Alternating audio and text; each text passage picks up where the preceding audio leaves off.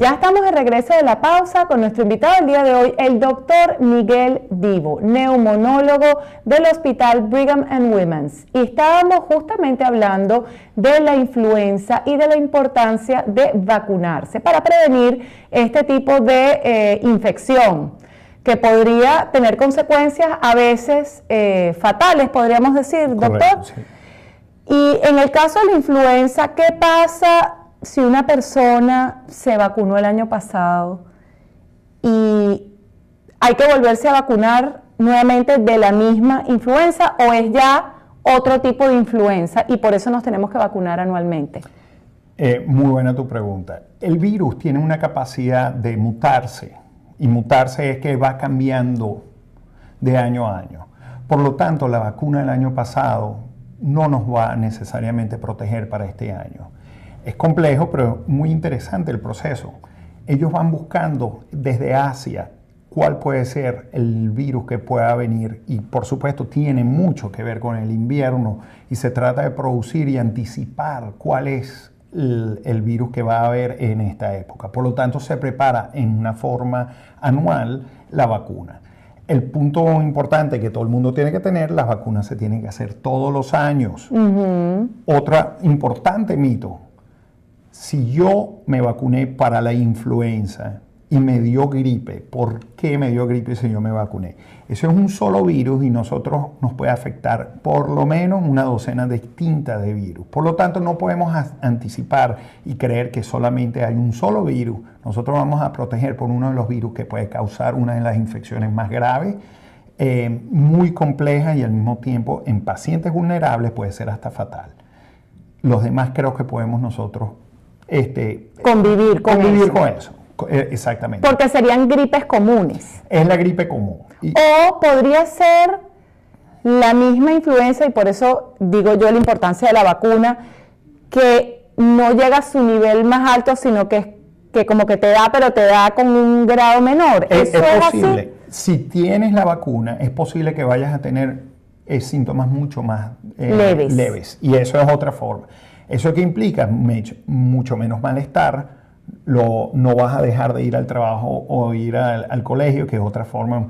Y sobre todo es tan fuerte, inclusive en la persona más sana, que uno se siente miserable por una semana o más. Y puede tener consecuencias también a largo plazo. Todo tiene que entenderse que no es trivial. Yo no lo tomaría como algo muy, muy trivial. Por lo tanto, es prevenible, o tenemos algo para prevenirlo para que no sea tan severo. Y doctor, en esta época de invierno, donde sobre todo los niños van al colegio, se empiezan a pegar esas infecciones virales, asumo yo, y algunas preocupaciones de las madres y también los adultos que están en los trabajos más encerrados, que de repente empiezan a experimentar gripe tras gripe tras gripe, y son diagnosticados y les dan un antibiótico y luego les vuelven a dar otro. O sea, ¿eso no tiene un efecto contraproducente? Es muy cierto. Voy a explicarte algo antes de entrar a esa, porque hablamos de la vacuna, pero también tenemos que tener cuidado que la mejor forma de prevenirlo es lavándose las manos, y si estamos tosiendo, es importante cubrirse la boca. Y le voy a hacer la demostración simplemente con el codo. Esto es una forma, rápidamente, porque uno no puede anticipar eso, es una forma de proteger a los demás. ¿Por qué? Porque la transmisión de estas infecciones son exclusivamente a través del aire tosiendo y el otro inhalando. Ahí es que tú vas viendo que entre trabajadores que estén en un mismo espacio, niños que estén en un mismo espacio, uno va pasando la enfermedad al otro. Entonces es importante reconocer lo siguiente: si uno tiene un niño que está enfermo, no lo lleven a la guardería. Colegio. Es muy difícil porque ese es imprevisto, pero no lo lleven a la guardería si hay fiebre. Hablar con el pediatra y buscarle la orientación. Lavarse las manos, cubrirse si lo estamos haciendo y vacunarse. No es solamente la vacuna que nos va a proteger.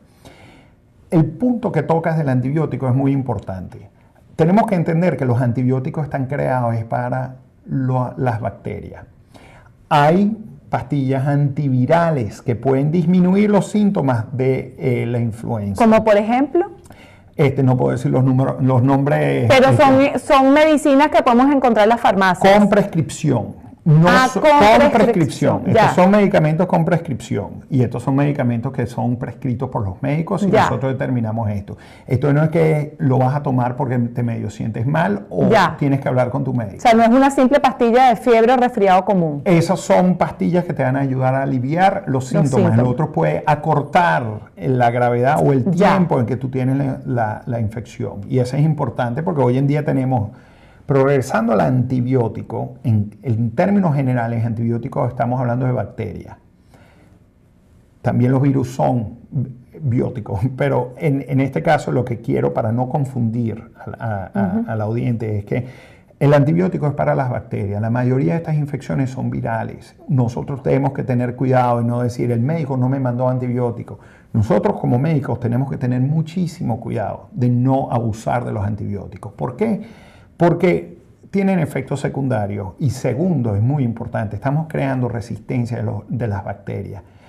Hace muchos años, bacterias que se podían tratar con antibióticos bastante comunes, hoy en día son resistentes y han creado muchísimos problemas. Por lo tanto, uno no puede esperar que siempre haya un antibiótico como parte de la prescripción. ¿Y cuándo tendríamos que llamar al médico? Por ejemplo, si yo tengo un simple resfriado y estoy acostumbrada a tener resfriados en esta época, ¿cuándo me tengo que preocupar? ¿Cuando me da una fiebre? ¿Cuando la fiebre es prolongada? Si la fiebre es baja, a lo mejor no tengo que llamar. ¿Cuando me siento miserable? O sea, ¿cuándo tendría yo que llamar al médico? Siempre va a ser cómo nos vamos a sentir. La fiebre definitivamente es una de las cosas. Tener un termómetro es importante porque es llamar al médico y decirle tengo temperatura de tanto. Es mejor que decir me siento como con fiebre. La sensación subjetiva a veces no es mejor. Esto es medible y es fácil y eso es más contundente a la hora de comunicarse con el médico. Pero yo llamaría al médico, uno, empezando, ¿tenemos o no tenemos otro tipo de enfermedad? Un asmático que tenga influenza se va a sentir mucho peor y puede despertar el asma o agravar el asma. Una persona anciana va a tener mucho más problemas. Un niño muy pequeño, muy joven va a tener mucho más problemas. Entonces, todo depende en el contexto. Si nosotros nos sentimos bien, podemos tomar líquidos, tenemos fiebre, tenemos un poquito de malestar y es una fiebre que hemos tenido en 24 horas y podemos tolerar líquidos, tomar pastillas para bajar la fiebre, nos sentimos muy bien, no hace falta llamar al médico. Si esto persiste, no puedo tolerar, cada vez que tomo algo lo vomito, ahí tengo que llamar al médico y verme. Y es bueno tener un médico primario, no es cuestión de ir solamente a la emergencia. Si es un niño, ahí es más delicado. Con la fiebre podemos esperar un poco y esa es la relación que hay con el pediatra y saber cuándo se llama. Si se puede llamar más temprano, mejor, mejor que en medio de la noche. Si son ancianos con diabetes, con hipertensión, enfermedad de los pulmones o enfermedad cardiovascular del corazón, yo creo que es mejor llamar inmediatamente cuando se tenga la fiebre y el malestar. Otra cosa que es muy importante, sobre todo en los más ancianos y en los más pequeños, pérdida de apetito, no estar tomando líquidos y no querer comer, es importante anunciar eso. También esta es la época donde empiezan a surgir muchas neumonías. ¿Cómo puedo yo distinguir entre la influenza, una gripe fuerte y una neumonía? ¿Qué hay particularmente en la neumonía? En la neumonía generalmente va a ser generalmente bacteriana. Y las otras son virales. Y son virales, pero eso no te va a decir, tú no lo tienes escrito en la frente, viene el diagnóstico médico. Todas te van a dar fiebre, todas te van a dar malestar, todas te pueden dar tos. Por eso, ¿cómo distinguimos? Todo empieza un poco como es la historia. Si empiezas con un catarro, con la nariz que te está corriendo los mocos y se ha ido complicando y tienes fiebre y tienes escalofrío, estás tosiendo, vas a y dolores musculares con un malestar muy generalizado, es muy probable que sea la influenza. Entonces jugamos un poco con esas preguntas y nosotros decimos, es probable que sea influenza. Si te sientes mal, se te puede hacer un examen donde se utiliza un pequeño algodón, se pasa por la nariz y ahí se puede mandar al laboratorio y se puede determinar. Y es una forma de detección rápida en el laboratorio, si es necesario hacerlo. La neumonía bacteriana, la mejor forma es de detectarlo para nosotros es con el examen físico, tomando también todas las historias.